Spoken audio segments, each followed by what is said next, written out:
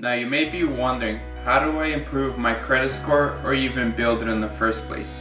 Now if you watch some of our previous videos, we did give you a lot of options, especially in the trucking industry, to get started as an owner-operator, and typically all the options we listed requires a good credit score.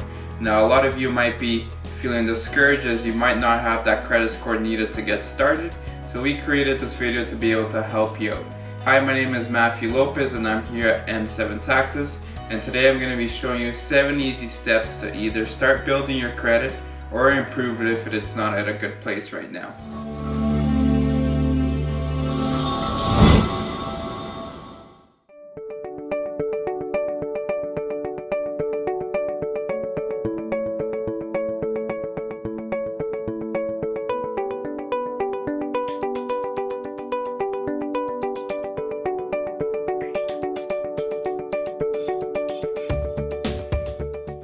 So let's get started with what is a credit score. Now a lot of you might have a clear understanding of it, but just to summarize it in clear words, it's somebody that is having the real ability of being able to lend money, and it's to tell the banks or anybody lending you money or allowing you to purchase an asset how risky you are when it comes to making that purchase or getting that money lent to you.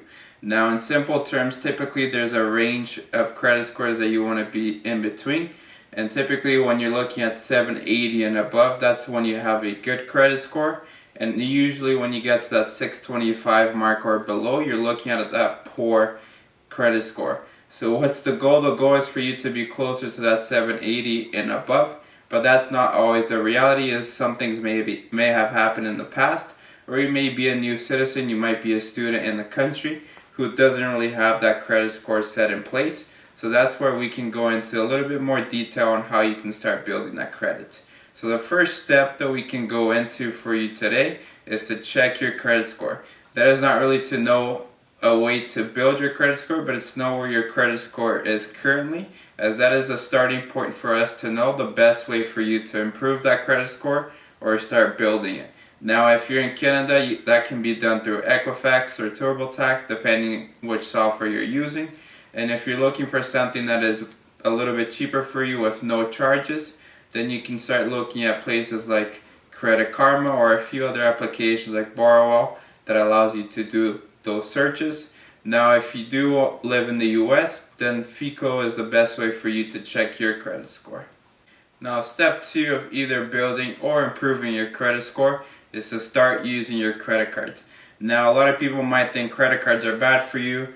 I'm spending money that is not mine. But really when you look at a credit card, it is the bank telling you that they're lending you money, so meaning that you're somebody who's reliable and who's a little bit less risky when it comes to lending you money, which in result allows you to have a better credit score. With them lending you money in the form of a credit card, there's many benefits for you, as if you're paying somebody in cash or you're using your debit card quite a lot of times you're not building your credit score or you're not building it at all, and you don't really get any benefits from it. A lot of credit cards today, especially with a lot of the programs coming out, you can be getting points whether you love to travel. You can get cash back on the money you spent, which is something that typically you don't get if you pay somebody cash or through your debit card. So don't be afraid to use your credit card as long as you're able to pay it back at the end of the month.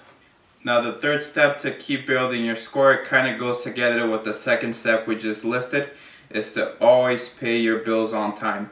This is important whether you have a credit card, a car loan, a mortgage, you might have some utility bills if you're moving away from home, or even any other loans or any other expenses you have on your credit score. It is important for you to always pay it on time. This is to always keep your credit score a little bit higher and a little bit better, and also it allows you to save a lot of money on interest, as typically, a lot of you may know, when you have a credit card, they're typically charging you at least 90% to 20% of interest, or even higher depending on the credit card that you have.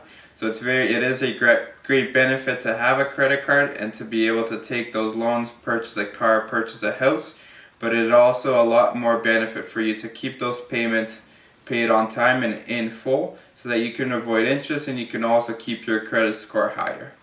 Now the fourth step for us to be able to keep improving your credit score or even building it in the first place is to always keep your credit utilization at a minimum.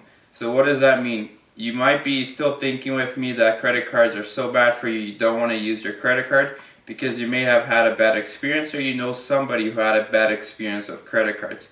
Now that may be true if you can't control how you're spending on that credit card.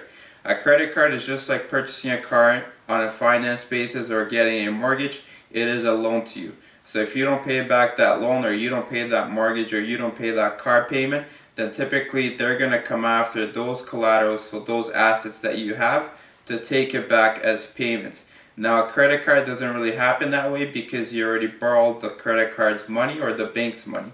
In that case, you have to make sure that when you do have a credit card, just because your credit card may be $2,000, $5,000 limit or even $10,000 or higher, it doesn't really mean that you have $2,000 to spend if that is not available to you in cash or on your debit account. So let's say your credit card is a $2,000 limit and you're using about $1,000 of it a month.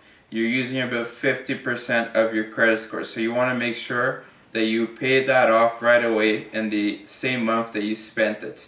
Now, the only way that a credit card can benefit you and not hurt your credit score is to typically keep that credit utilization down to 30%. So let's say your credit limit is $5,000 and you spend about $1,000 on your credit card. You're really only using 20% of your credit, which allows you to get the benefits from a credit card and still avoid getting your credit score to go lower just because you're using your credit card too much. Now the fifth step that I'm going to highlight is your credit history. Typically when you turn 18, that's the age that you're allowed to go to the bank, get your credit card, get your application in so that you can start building your credit. But usually at that age we're not very wise and we don't really know the best way to use our credit cards, and sometimes it can work against us. Now a lot of you might be thinking, okay, I'm not too responsible with controlling my expenditures, so I don't want to get a credit card at 18. But then it takes it away from you being able to build your credit score. Your credit score isn't built overnight. If you want to buy a car tomorrow, if you want to move out of home, or you want to purchase a house instead of leasing it, and you want to get that mortgage or that car payment or the car loan, then it's going to be very hard if you never built your credit score. So it's very good for you to start young, especially at 18, to get a credit card. Start building your credit. As soon as you have a credit card that shows that the bank or any institution is able to lend you money and you're a lower risk candidate, that allows you to start using your credit card, start building your score so that it's not built overnight, it's built over 5 years. So when it comes time for you to make those big purchases of purchasing a home, purchasing a car, it allows you to have that credit score already built in place. And even if, let's say, you don't need to use your credit card, it's still good to get a credit card and have it active every single year by just doing small transactions every single month, so that you can ensure that that credit score is built over the 5 years before you have to make any big purchases, and you're still able to pay those back every single month. Now the sixth step that we're going to be going over right now is credit mix, which is not really as important as the 5 steps I already listed, but it is one that we can highlight and still focus on. So what is credit mix? Means that it is really much the same way as you investing in something and you're diversifying your portfolio. You're just finding different ways of borrow money to have that on your record. That could be a credit card, it could be getting a car loan so you can have a vehicle to get to work or get to school. It could be to get a mortgage. So at that point you have about 2 to 3 different ways of borrowing money under your credit score to be able to keep building your credit. That doesn't really help you as much as all the other 5 steps, but it's still a good way for you to show any institution or any lending facility that you are somebody who's reliable, able to make all those payments, whether it's a credit card, a mortgage, or even a car loan, and be able to borrow money going forward for any big purchase you're looking to do. Now the 7th step that we can highlight today is your hard inquiries. If you are not too familiar with what a credit score is or even building it in the first place, this term might be foreign to you, but to explain it in simple terms, when you're looking to apply for a credit card or apply to get a mortgage or even to purchase a car, the credit bureau or whoever is lending you that money or helping you make that purchase is gonna have to do a check on your credit score. That is when they do an inquiry, and there's a hard and soft inquiry of your credit score. Typically when you are making those big purchases, they have to do a hard inquiry to be able to get those accurate numbers of your credit score and where you stand. But at the same time, making those hard inquiry can affect your credit by about 2 points if you're applying for something as simple as a credit card.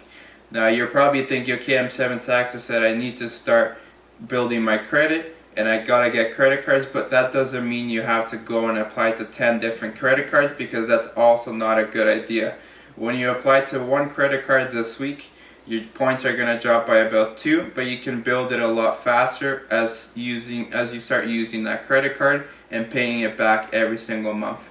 If you leave this video today and you go and you apply to 10 different institutions for a credit card all in the same week, that raises a red flag on your profile as somebody who's desperate for money and desperate to be lent money, which is also not good for your credit score. So like I said, it's not something that you built overnight. It's something that is built over 5 years or 10 years or even throughout your whole life.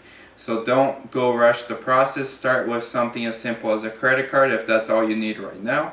If you are looking to make a big purchase, then typically there's other options for you if you don't have that good of a credit score right now or haven't built it yet.